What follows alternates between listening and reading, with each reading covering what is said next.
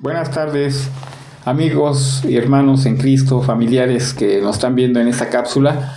Me da mucho gusto volver a estar con ustedes y hoy tenemos un tema, como todos los demás, muy interesantes, y el tema de hoy va a ser cómo debemos pedir. Y el texto está basado en Mateo capítulo 7, versículo 7, y dice así: Pedid y se os dará, buscad y hallaréis, llamad y se os abrirá. Aquí recordemos que el contexto general es el Sermón del Monte, que empieza desde el capítulo 5, donde nuestro Señor Jesucristo, ¿verdad?, le está diciendo a sus discípulos y a la multitud que está ahí presente juntamente con esos religiosos, de que serán bienaventurados los que lloran, porque ellos alcanzarán consolación. Bienaventurados los mansos, porque ellos recibirán la tierra por heredad. Y empieza a decir todas las bienaventuranzas. Y eso es lo que el Señor Jesús les está enseñando y nos está enseñando a nosotros, que busquemos esos valores del reino. Porque si los buscamos y los hacemos, entonces seremos mujeres, hombres dichosos, con mucha satisfacción. Pero también sabemos que no vamos a poder hacer todas estas reglas que Dios nos está mandando por nuestras propias fuerzas. No lo vamos a poder lograr. Entonces sí es importante, ¿verdad?, que nosotros dependamos de nuestro Señor. Y inclusive Él hace esta invitación, ¿verdad?, que podemos pedir y así vamos a buscar y vamos a poder hallar. Por eso hace esa invitación a pedir y a seguir pidiendo, a buscar y seguir buscando, a llamar y a seguir llamando, porque entonces así vamos a tener esa sabiduría que viene de lo alto, y de igual manera vamos a tener poder de lo alto para poder vivir esta vida que el Señor nos ha demandado. Entonces, en primer lugar, ¿verdad?, el Señor Jesús nos está invitando en el contexto, como les digo, desde el capítulo 5 que empezamos a estudiar, el capítulo 6 y hoy el capítulo 7, donde dice que debemos de orar, pero que no oremos como lo hacían los fariseos religiosos, porque ellos querían exhibirse. Ellos oraban en las plazas y también oraban en las esquinas de las calles para ser vistos por las personas y sobre todo reflejar una piedad hacia los demás y que realmente no lo eran, no eran piadosos. Ellos querían la alabanza para ellos, querían ser aplaudidos. Y en segundo lugar, el Señor Jesús también les está enseñando a orar. Cuando vimos del estudio del Padre Nuestro, ¿verdad?, dice: Padre nuestro que estás en los cielos, santificado sea tu nombre, venga a nosotros tu reino y hágase tu voluntad. El Señor nos está enseñando cómo debemos de orar, o sea, que se haga la voluntad en primera instancia de Dios, porque Él quiere lo mejor para nosotros, pero muchas veces nosotros queremos hacer nuestra voluntad, nos trazamos metas, nos trazamos planes y queremos hacerlo todo a nuestra manera, sin consultar a Dios. Recordemos que nosotros como hijos del Señor tenemos que en primera instancia satisfacer lo que Dios quiere, porque Dios quiere nuestro bien y Él es sabio, y entonces Él enderezará nuestro caminar. Y en tercer lugar, en este pasaje que acabamos de leer, el Señor nos dice, ¿verdad?, que debemos orar. Dice así: pedid, buscad y hallaréis. Y cuando Jesús nos dice pedir, es pedir para tener una búsqueda del servicio a Dios. Recordemos que hemos sido llamados para servirle a Dios y también servirle a la iglesia, a nuestros hermanos. Pero cuando tenemos nosotros un corazón dividido, no podemos encontrar a Dios. Ni cuando tengamos un corazón orgulloso o egoísta. Vamos a tener un corazón que no va a agradar a Dios. Es un corazón dividido, es como un pastel, ¿verdad? Cuando antes de partirlo es una unidad, está entero, pero cuando tú empiezas a partirlo en partes, ¿verdad?, ya no es una unidad, ya son varias partes. De igual manera, así es el corazón, ¿verdad?, dividido, que no agrada a Dios, porque a veces nuestro egoísmo, nuestro orgullo, nuestras cosas que deseamos no van conforme a esa voluntad de Dios. Por eso nos indica que debemos, ¿verdad?, de poner esa búsqueda en lo primero. Y lo vemos en Mateo capítulo 6, versículo 33, cuando Jesús les dice a sus discípulos: mas buscad primeramente el reino de Dios y su justicia, y todas esas cosas os serán añadidas. Sin embargo, nosotros primero queremos buscar las cosas secundarias, materiales, y hasta el último, cuando no nos salen bien las cosas, ya recurrimos a Dios. Y no es así. Tenemos que buscar primero lo primero de lo primero. El Señor es primordial en que nosotros lo podamos servir a Él y a su iglesia. Entonces debemos buscar el reino de Dios y su justicia. Y es decir, nuestra principal ocupación como discípulos de Cristo debe de ser la salvación de las almas. Y en primera instancia, mi alma, cómo está con el Señor, y también la edificación de la iglesia. Y si ponemos estas cosas en primer lugar, Él ha prometido entonces suplir nuestras necesidades materiales, nuestras necesidades básicas.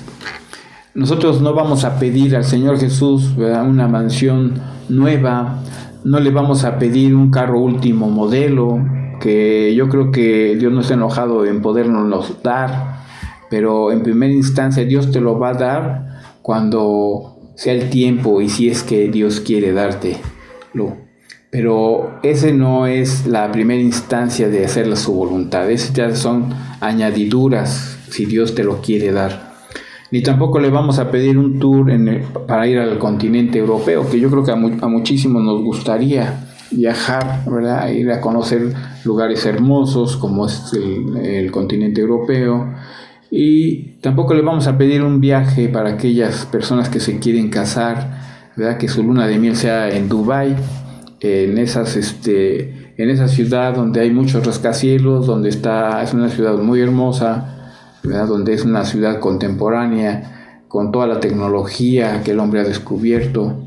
No podemos nosotros pedir esas cosas porque ya son añadidas si es que Dios quisiera dártelo, pero en sí esa no es la prioridad. La prioridad es hacer y cumplir la voluntad de esas reglas, de esos valores que Dios está poniendo, como les comentaba desde el inicio, las bienaventuranzas. Eso es lo que Dios quiere que cumplamos, las bienaventuranzas: ser pobres en espíritu, ser pacíficos, ser mansos, ¿verdad?, ser de un limpio corazón. Eso es lo que tenemos que buscar en primera instancia. Eso es lo más importante para Dios.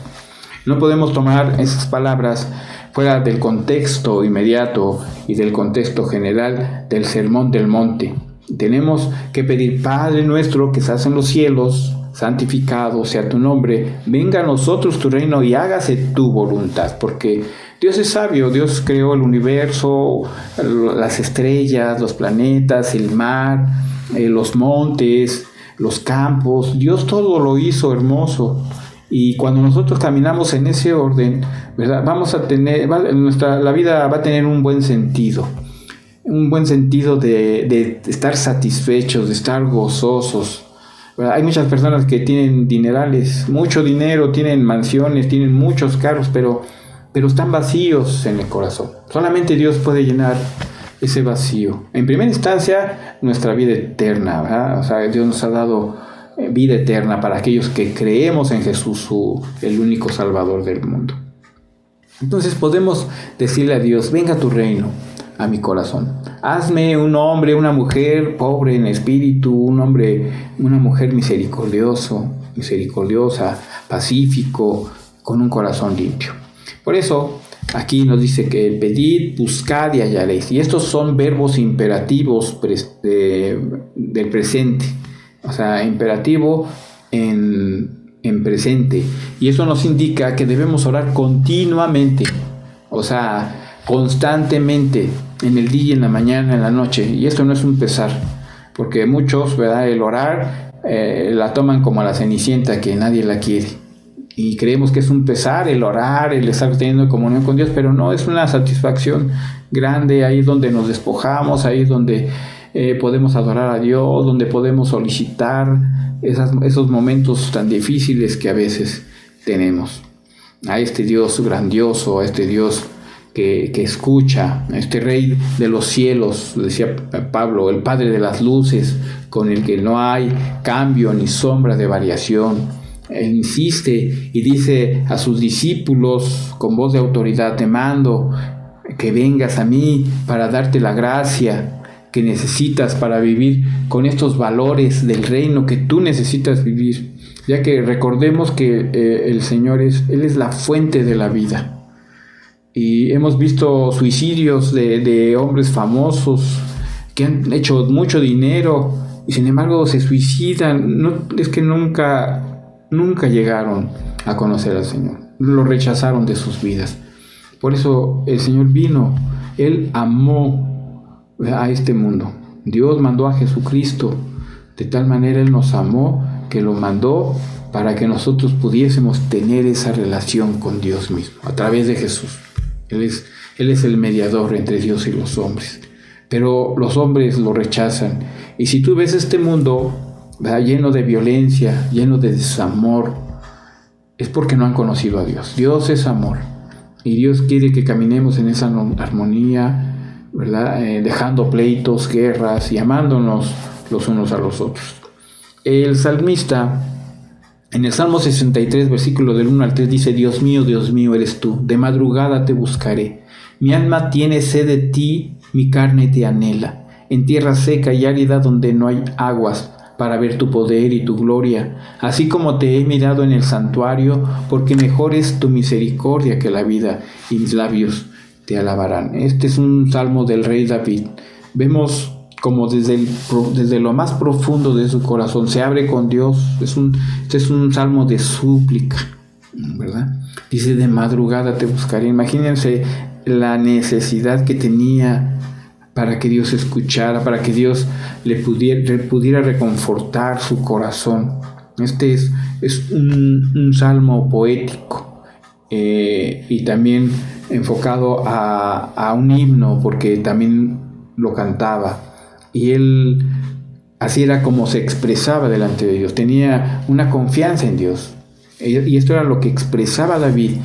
El amor de Dios que había tenido para con él, porque él estaba atravesando momentos muy difíciles con el rey Saúl, que lo quería quitar de ahí del palacio, ¿verdad? Lo estaba queriendo matar, imagínense. Nosotros no hemos pasado, algunos de nosotros no hemos pasado que alguien nos quiera matar porque nos odia, pero David sí lo pasó. Igualmente con su hijo, lo quería destronar, ¿verdad? Quería él tomar la posesión de su padre como rey. Entonces esos momentos lo hicieron clamar a Dios y creyendo que en él, que era un Dios de misericordia. Por eso decía: porque mejor es tu misericordia que la vida, mis labios te alabarán. Dios es grande en misericordia, hermanos. Hasta los cielos llega su misericordia y no hemos sido consumidos, porque nuestro Dios es un Dios de misericordia para aquellos que llegan a Él con un corazón contrito, humillado. Yo creo que todos hemos pasado por momentos crueles, difíciles, pero Él siempre ha sido nuestro sustentador. Y David conocía a ese Dios verdadero, a ese Dios que se hacía real, porque Él está entre nosotros, Dios con nosotros. Y también nos dice la palabra pedid. Dios tiene que ordenarnos y nos dice: pide, hijo mío, busca, halla. Y esas promesas son para todos los que son sus hijos, los que son verdaderamente hijos, porque no todos son hijos de Dios. No todos los seres del mundo son hijos de Dios. Solo aquellos que hacen la voluntad del Padre y son los que son dirigidos por el poder de su Espíritu. Esos sí son hijos de Dios. Entonces, podemos ver, ¿verdad?, en la manera natural de un bebé cuando necesita algo. El bebé cuando necesita algo, para aquellas que son madres, ¿verdad?, veían a sus pequeñitos y veían que lloraba, a veces lloraba por hambre, pero tenía ya hambre, o a veces porque tenía algún dolor, o a veces necesitaba ser cambiado de los pañales. Pero el bebé lo único que hacía era llorar, porque él no sabía hablar todavía, pero cuando fue creciendo, ese bebé empezó a hablar y empezó a decir, a llamar las cosas por su nombre. De igual manera, nosotros tenemos que pedir. Dios ya nos ha dado un hablar, ¿verdad? Pero también debemos de saber cómo vamos a pedir las cosas. Debemos de ser maduros en el aspecto. Tenemos que aprender a pedir, pero según la voluntad de Dios, no pedir cualquier cosa. Y esto nos lo dice ahí en la Escritura, en 1 de Juan capítulo 5, versículo 14 y 15. Nos dice, y esta es la confianza que tenemos delante de Él, que si pedimos cualquier cosa conforme a su voluntad, fíjense, aquí hay una condición. Si pedimos cualquier cosa conforme a su voluntad, Él nos oye. Y si sabemos que Él nos oye en cualquier cosa que pidamos, sabemos que tenemos las peticiones que le hemos hecho. Entonces, Él nos oye nuestras oraciones y nos contesta. Quizás alguien pudiera decir, pero ¿cómo puedo yo conocer la voluntad de Dios? Pues tenemos que escudriñar la palabra de Dios para saber qué es lo que le agrada a Él, qué es lo que yo como hijo, ¿verdad?, tengo que hacer, qué es lo que Dios me está pidiendo que yo haga. Las cosas espirituales en primera instancia, como lo vimos. Entonces, nos dice que si permanecemos en Él y sus palabras permanecen en nosotros, que pidamos lo que queremos y Él nos lo hará, nos los dará. Entonces, los creyentes verdaderos debemos obedecer los mandatos del Señor mediante lo que nos dice su palabra y debemos hacer su voluntad. Y entonces esta oración que nosotros hagamos será fructífera. Vamos a ver resultados y nos vamos a gozar porque hemos visto, ¿verdad?, personas de oración, hermanos, que ahí en su cuarto han estado pidiendo de la salvación, ¿verdad?, de sus hijos, hermanas, padres, ¿verdad? Y cuando ven ellos esa respuesta, que su hijo se ha doblegado, que ha reconocido a Jesús como su Señor y Salvador, y que ahora es una nueva criatura, que ha nacido de nuevo, hay un gozo tremendo. Y eso es lo que Dios quiere, que persistamos en la oración. El salmista decía, enséñame, oh Jehová, el camino de tus estatutos, y los guardaré hasta el fin. O sea, era su mayor anhelo. Nuestro mayor anhelo es hacer la voluntad de Dios. Dios no nos quiere ver que estemos todos serios, no. Él nos va a dar un corazón gozoso, ¿verdad? Nos va a dar un corazón alegre, pero debemos de pedir primero que andemos en su caminar, en sus estatutos, guardándolos, poniéndolos por obra, ¿verdad? Y esto así es como cuando fluye el agua, cuando llueve. Y así nuestra conducta se va a deleitar, no es un pesar, es un deleite. Dice, mis mandamientos no son gravosos, o sea, no son difíciles, y nos vamos a deleitar cuando estamos obedeciendo lo que Dios nos está pidiendo.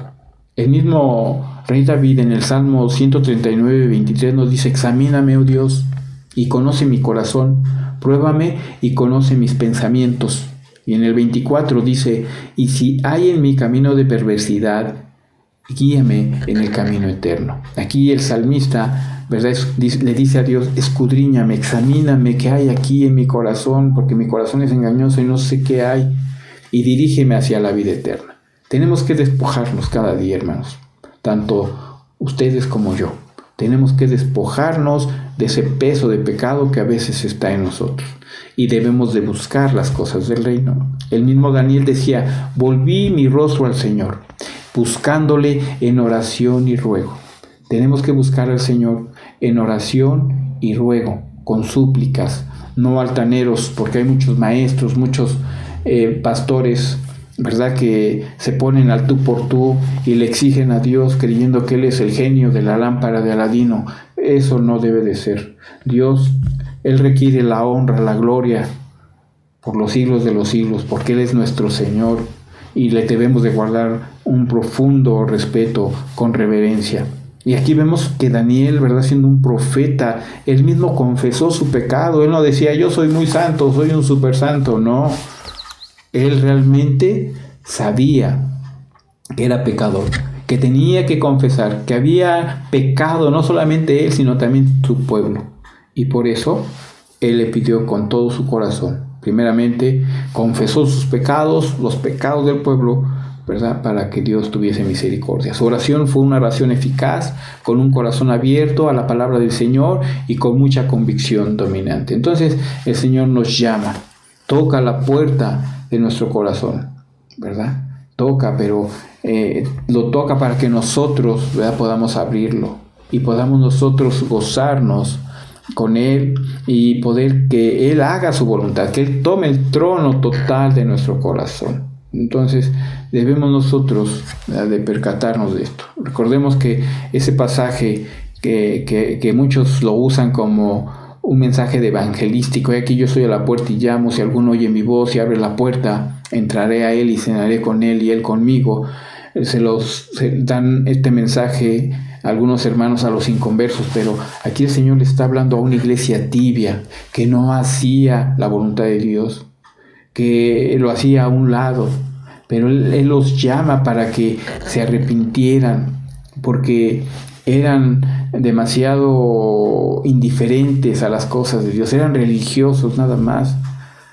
Pero por eso les dice a esa iglesia tibia que estaba a punto de vomitarla de su boca. ¿Por qué? Porque no estaban guardando su ley. Imagínense vomitarla de la boca de Dios. ¿Por qué? Porque estaban mal.